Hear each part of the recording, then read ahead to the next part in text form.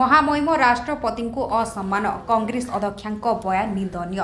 भारत सर्वबृहत गणतांत्रिक राष्ट्र राष्ट्रपति लोकतंत्रर प्रथम नागरिक तांको असम्मान करबा माने गणतंत्र को असम्मान सदृश कांग्रेस अध्यक्षा महामहिम राष्ट्रपति अभिभाषण को थकी जाइतिबा कहिबा अत्यंत दुर्भाग्यजनक।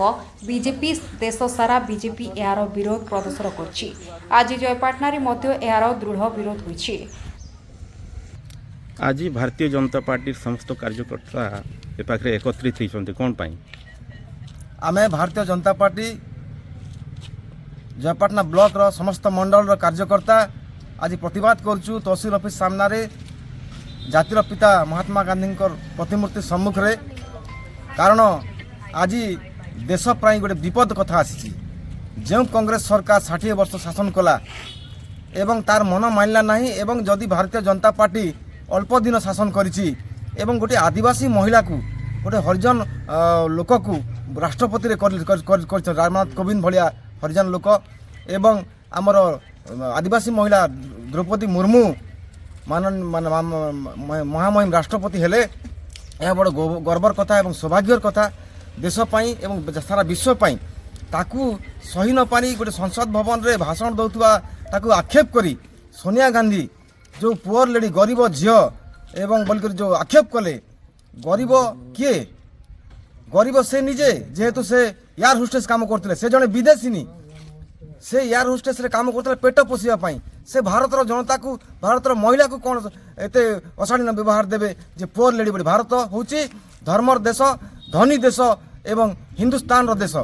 भारत रे कहीं गरीब नहांती समस्ते उच्च मना एवं उच्च अभिलाषी एवं धन पाखे नथिले भी मन तांकर धनी भलिया। भारत है विश्वर सर्वबृहत गणतांत्रिक राष्ट्र एवं लोकतंत्र प्रथम नागरिक आमर महामहिम राष्ट्रपति तांको आमे यथेष्ट सम्मान दे था। भारत 150 कोटी जनता तांको सम्मान दे थांती। गतकाली कांग्रेस अध्यक्षा सोनिया गांधी राष्ट्रपति विरुद्ध रे जो आशालीन मंतव्य देले ताकू आमे दृढ़ निंदा करूँ। से सोशल मीडिया रे आसी तांको क्षमा मार्जना करंतु। गतकाली गोटे जेन भारतीय गणतंत्र राष्ट्र उपरे जेन प्रहार कला कांग्रेस भारतर प्रथम राष्ट्रपति आदिवासी महिला जैकि भारतीय जनता पार्टी सम्मान देला आउ से ओडिशार जन आदिवासी महिला एवं समग्र आदिवासी समाज के व्यतीत कला भली गोटे जेन अशालीन मंतव्य देले सोनिया गांधी एवं राहुल गांधी पुअर लेडी एवं बकवास निश्चित भाव में निंदनीय। आज भारतीय जनता पार्टी समस्त कार्यकर्ता आम एक्जिट हबार एकमात्र कारण प्रतिवाद सभा रखलु आम आउ इतिरे आम प्रतिवाद करूँ एवं निस्वार्थ क्षमा प्रार्थना कांग्रेस को आम बेले चेतावनी दौचु नहीं हेले आम पल्ली दिल्ली भारतीय जनता पार्टी निश्चित भाव में यार विरोध में सबुठाने प्रतिवाद कर। भारत वर्ष राष्ट्रपति श्रीमती द्रौपदी मुर्मू को जो भाया गोटे आशालीन मंतव्य सोनिया गांधी राहुल गांधी देइछन्ति एटा बहुत दुखर विषय और क्षोभर विषय। एथिलागि भारतीय जनता पार्टी तरफ सारा भारत रे गोटे प्रतिवाद सभा करा जाउछे जे सेमाने जेन आशालीन मंतव्य देइछन इथिलागि क्षमा मागबार उचित है।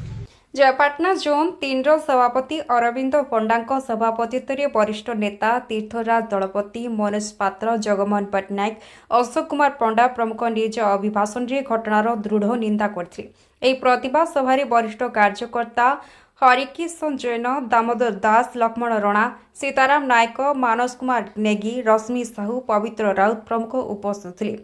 बड़कर्ला कोर्ट जोन सभापति धन्यवाद अर्पण करथिले। ब्यूरो रिपोर्ट जनमत टीवी।